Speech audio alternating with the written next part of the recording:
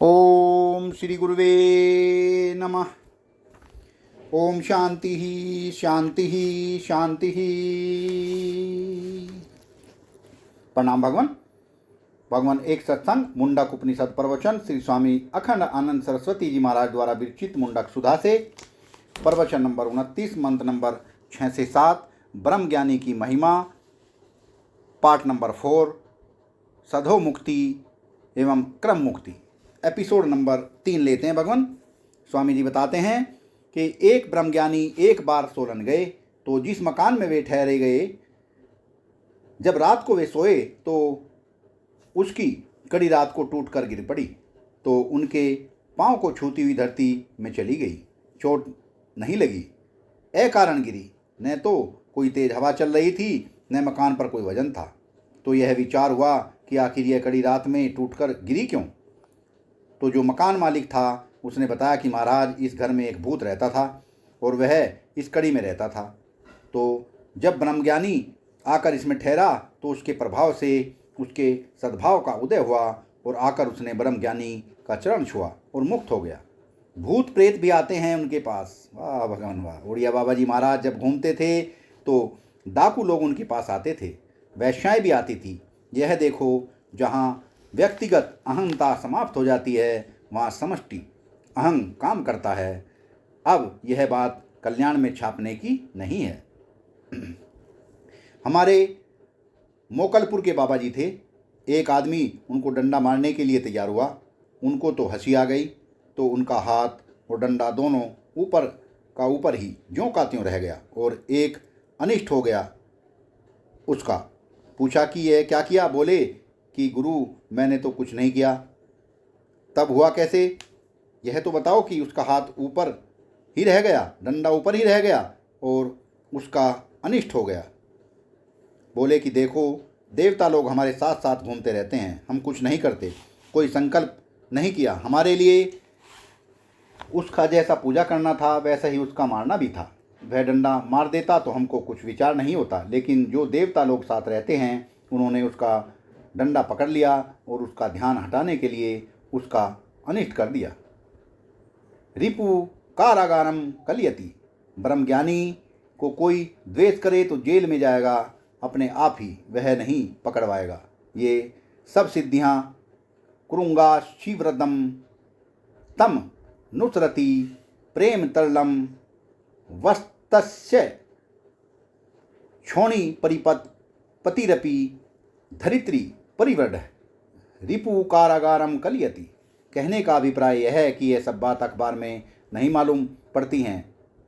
जक्ष kidding रममाण श्रुति है ही, अपने स्वरूप में स्थित हो तो पर अमृता परिमुच्यंति सर्वे। परम अमृत स्वरूप हो गए हैं वे, परामृत हैं। परामृत का अर्थ है उनके जीवन में भी मिठास है, उनकी रहने में भी मिठास है, उनके चलने फिरने में भी मिठास है। माधुर्य हो तो उनके चलने में, फिरने में, बोलने में, शरीर में, उसके मन में, उसकी वाणी में, उसकी स्थिति में सर्वत्र मधुर पर ब्रह्म का प्रकाश, स्थिति में सर्वत्र मधुर पर ब्रह्म का प्रकाश हो गया। इसलिए परमृता। स्वर्ग में जाने पर जो अमृत मिलता है सो नहीं, परम अमृत उसके जीवन में है। इसलिए परिमुच्यंति सर्वे, सधो मुक्ति इसको प्राप्त हो जाती है। परिसमतात परिमुच्यंति सर्वे न देशांतरम गंतव्यम अपेक्षन्ते। तो जहाँ है वही मुक्त हैं। मुक्त को कहीं देशांतर में नहीं जाना पड़ता। मुक्ति का निवास कहीं गांव में नहीं होता, किसी काल में नहीं होता, किसी देवता की मुट्ठी में नहीं होता। यह किसी के देने से नहीं मिलती, मुक्ति किसी गांव में जाने से नहीं मिलती। न देशांतरम गंतव्य अपेक्षन्ते। जो चीज़ यहाँ न हो उसके लिए वहाँ जाना पड़े। तो शकुनी नामिवास आकाशे जले वारिचरस्य च पदम यथा न दृश्येत तथा ज्ञानवताम गति। जैसे आकाश में चिड़िया चलती है तो कोई चरण चिन्ह नहीं छोड़ती है, जैसे पानी में मछली चलती है तो उसके चरण चिन्ह नहीं पड़ते हैं, इसी प्रकार यह ज्ञानवान पुरुष की जो गति है वह कोई चरण चिन्ह छोड़ने वाली नहीं है। अंधवगा अंधवसु अधवसु पाररीक्षणम। ये जिज्ञासु लोग, मुमुक्षु लोग चाहते तो यह है कि हम रास्ते पर जाएं, कि हम रास्ते के पार जाएं, लेकिन इनको रास्ते में चलना नहीं पड़ता। अधवसु पार अरिनिस्व चाहते तो हैं कि हम संसार के पार पहुंच जाएं, लेकिन अंधवगा उनको रास्ते में चलना ही नहीं पड़ता, क्योंकि जिनका ईश्वर, जिनकी प्रियतम दूसरी जगह बसता हो। प्रीतम पतियाँ तब लिखें जब कहू होए विदेश। वाह भगवान। प्रीतम पतियाँ तब लिखे जब कहू होए विदेश, तन में मन में नयन में वाको कहाँ संदेश।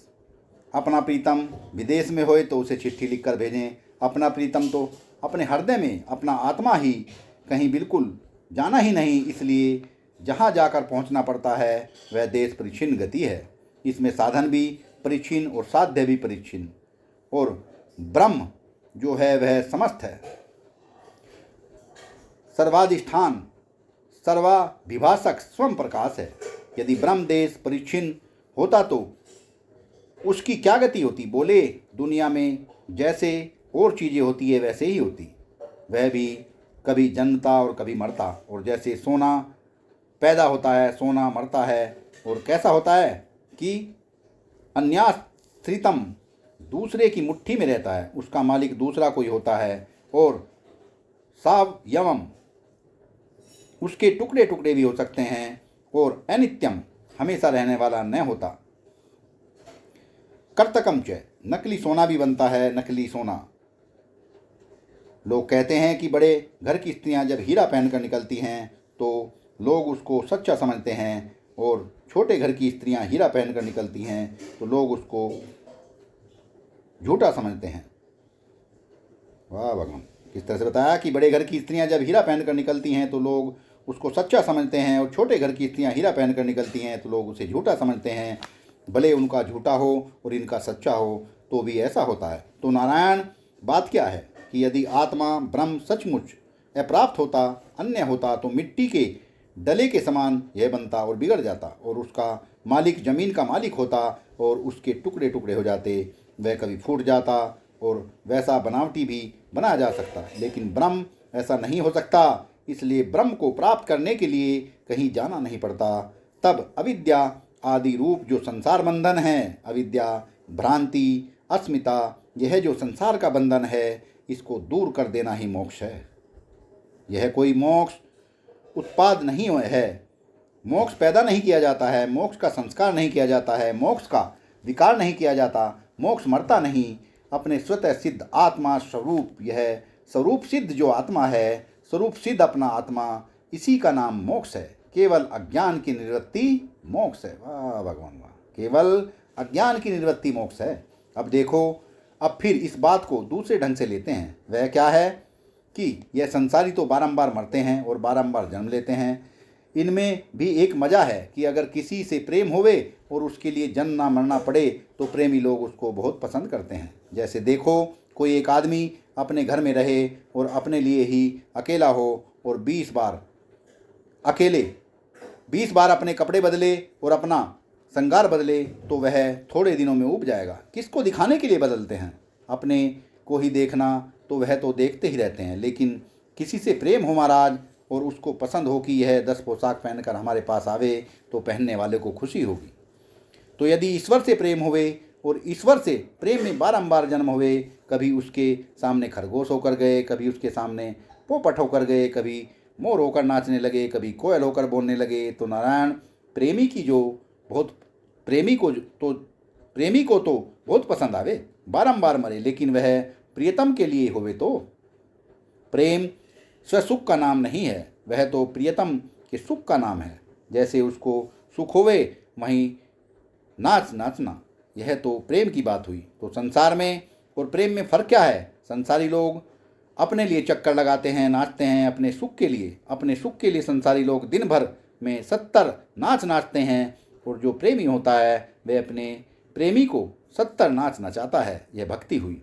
और महाराज, योगी लोग न अपने लिए न दूसरों के लिए ज्यों के त्यों। मुमुक्षु लोग कहते हैं कि बाबा, रहकर क्या करना संसार में। ज्ञानी की दृष्टि से न अपरांत काल है न प्रांत काल है। संसारी के लिए अपरांत काल है बारंबार जन्म, और मुमुक्षु के लिए प्रांत काल है मोक्ष। ज्ञानी के लिए न बंधन है न मोक्ष, न संसार दशा है न मुक्ति दशा, न साधन दशा न साध्य दशा। तो ज्ञानी की दृष्टि इन दोनों से न्यारी होती है। गता कला पंचदश प्रतिष्ठा देवाश्च सर्वे प्रति देवतासु। कर्माणि विज्ञान मयश्च आत्मा परे वे सर्व एकाकी भवन्ति। एक ही भवन्ति।